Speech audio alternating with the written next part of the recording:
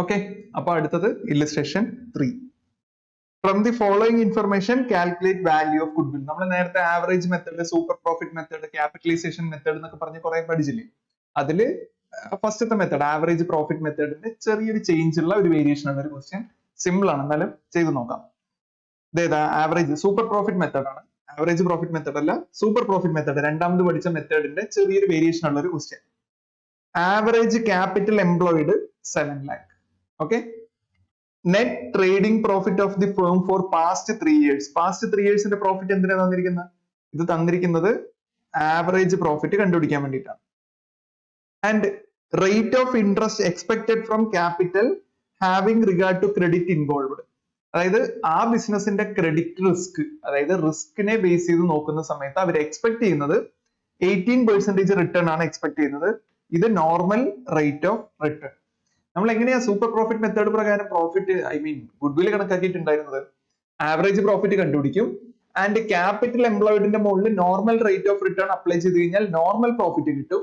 Average profit നിന്ന് normal profit minus ചെയ്ത് കഴിഞ്ഞാൽ സൂപ്പർ പ്രോഫിറ്റ് കിട്ടും.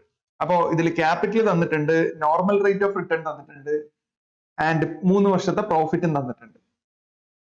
Fair remuneration to partners for their services 12,000 per annum. ഇത് എന്തിനാ തന്നിരിക്കുന്നതെന്ന് പറഞ്ഞാൽ ഈ 3 വർഷത്തെ കഴിഞ്ഞ 3 വർഷത്തെ പ്രോഫിറ്റ് കണക്കാക്കുന്ന സമയത്ത് നമുക്ക് റെമ്യൂണറേഷൻ ഒരു എക്സ്പെൻസ് ആയിട്ട് ക്ലെയിം ചെയ്ത് ബാക്കിയുള്ള പ്രോഫിറ്റിനെ ഡിസ്ട്രിബ്യൂട്ട് ചെയ്താൽ മതി പാർട്ട്നേഴ്സിന്.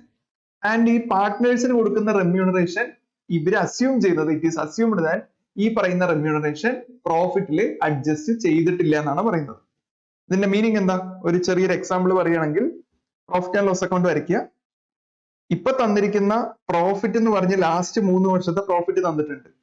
നെറ്റ് പ്രോഫിറ്റ് ഇവിടെ GP ഉണ്ടാവും, GP ഒരു ഫിഗർ, നെറ്റ് പ്രോഫിറ്റ് ഈ തന്നിരിക്കുന്ന ഫിഗർ ആണ്. നമ്മളുടെ ക്വസ്റ്റ്യൻ എത്ര ഫിഗർ തന്നിരിക്കുന്നത്?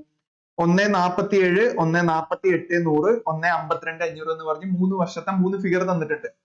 ഈ ഫിഗർ എന്ന് പറയുന്നത് ഈ പറഞ്ഞ റെമ്യൂണറേഷൻ അഡ്ജസ്റ്റ് ചെയ്തിട്ടില്ല. ഈ റെമ്യൂണറേഷൻ എന്ന് പറയുന്നതും ഒരു പ്രോഫിറ്റ് റെഡ്യൂസ് ചെയ്യേണ്ട ഒരു ഐറ്റം തന്നെയാണ്.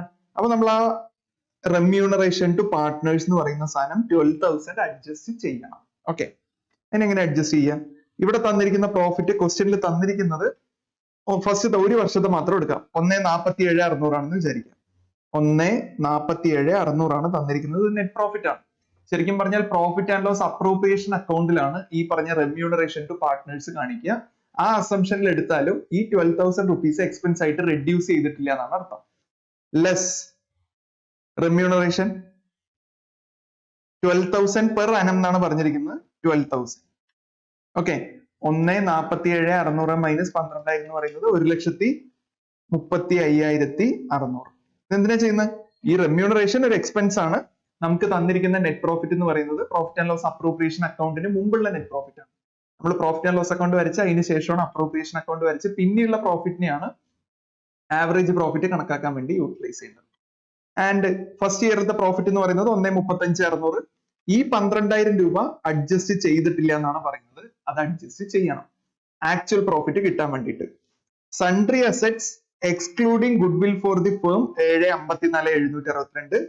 സൺട്രി ലൈബിലിറ്റി 31,329 ഒക്കെ തന്നിട്ടുണ്ട്. ഇതൊക്കെ ശരിക്കും തന്നിരിക്കുന്നത് നിങ്ങളെ കൺഫ്യൂഷൻ ആക്കാൻ വേണ്ടിയിട്ടാണ്. നമുക്ക് ഓൾറെഡി ക്യാപിറ്റൽ എംപ്ലോയിഡ് 7 ലക്ഷം ആണെന്ന് പറഞ്ഞ് ക്വസ്റ്റ്യനിൽ തന്നിട്ടുണ്ട്. നോർമൽ റേറ്റ് ഓഫ് റിട്ടേൺ എങ്ങനെ കണക്കാക്കുക? ഈ പറഞ്ഞ ക്യാപിറ്റൽ എംപ്ലോയിഡിന്റെ ഇത്ര പെർസെന്റേജ്, അതിൽ പെർസെന്റേജും തന്നിട്ടുണ്ട്, 18% തന്നിട്ടുണ്ട്. നോർമൽ റിട്ടേൺ കണക്കാക്കുന്നത് ക്യാപിറ്റൽ എംപ്ലോയിഡിന്റെ certain percentage, normal rate of return. Average profit കണക്കാക്കണം എന്നുണ്ടെങ്കിൽ പാസ്റ്റ് 3 ഇയേഴ്സിന്റെ പ്രോഫിറ്റ് കിട്ടണം. ആൻഡ് പാസ്റ്റ് 3 ഇയേഴ്സിന്റെ പ്രോഫിറ്റിൽ ചെറിയൊരു ചേഞ്ച് വരുത്താനായിട്ട് റെമ്യൂണറേഷൻ റെഡ്യൂസ് ചെയ്തിട്ടില്ല. ആൻഡ് റെമ്യൂണറേഷൻ റെഡ്യൂസ് ചെയ്തതിന് ശേഷം നമ്മൾ പ്രോഫിറ്റ് കണക്കാക്കും. ആൻഡ് പ്രോഫിറ്റിന്റെ 3 വർഷത്തെ പ്രോഫിറ്റ് ആണ്, അതിന്റെ ആവറേജ് കണക്കാക്കും. ദെൻ ആവറേജ് പ്രോഫിറ്റ് കിട്ടും. ദെൻ ക്യാപിറ്റൽ എംപ്ലോയിഡിന് മുകളിൽ 18% അപ്ലൈ ചെയ്ത് കഴിഞ്ഞാൽ നോർമൽ പ്രോഫിറ്റും കിട്ടും.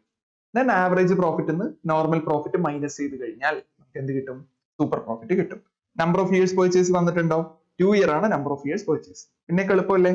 1.47,600 മൈനസ് 12,000 നമുക്ക് ഇവിടെ നേരത്തെ കിട്ടിയ 1,35,600.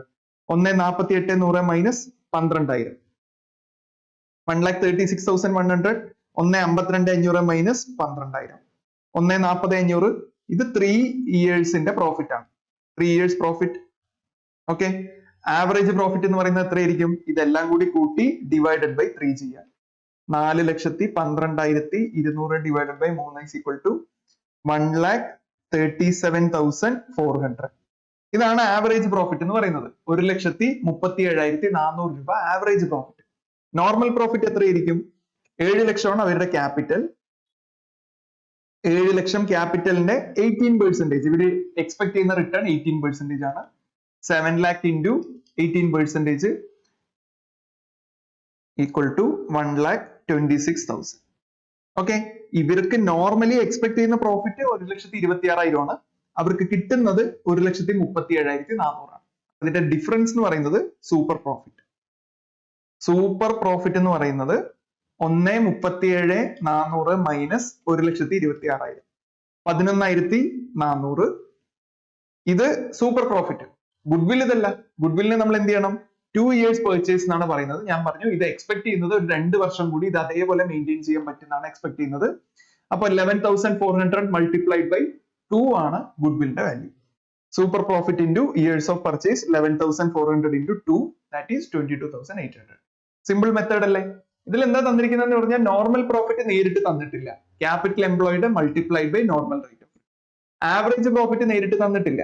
പ്രീവിയസ് ഇയറിലെ പ്രോഫിറ്റുകൾ തന്നിട്ടുണ്ട്. ആ പ്രോഫിറ്റിൽ ചെറിയ ചേഞ്ചസ് ഉണ്ട്. റെമ്യൂണറേഷൻ അഡ്ജസ്റ്റ് ചെയ്യണമായിരുന്നു. റെമ്യൂണറേഷൻ മൈനസ് ചെയ്തു. റെമ്യൂണറേഷൻ മൈനസ് ചെയ്ത് കഴിഞ്ഞിട്ടുള്ള 3 വർഷത്തെ പ്രോഫിറ്റ് ഉണ്ട്. ആ 3 വർഷത്തെ പ്രോഫിറ്റിന്റെ ടോട്ടൽ പ്രോഫിറ്റ് ഡിവൈഡഡ് ബൈ 3 ചെയ്ത് കഴിഞ്ഞാൽ ആവറേജ് പ്രോഫിറ്റ് കിട്ടും. Average profit minus normal profit ചെയ്ത് കഴിഞ്ഞാൽ സൂപ്പർ പ്രോഫിറ്റ് കിട്ടും. Super profit multiplied by number of years purchase ചെയ്ത് കഴിഞ്ഞാൽ എന്ത് കിട്ടും?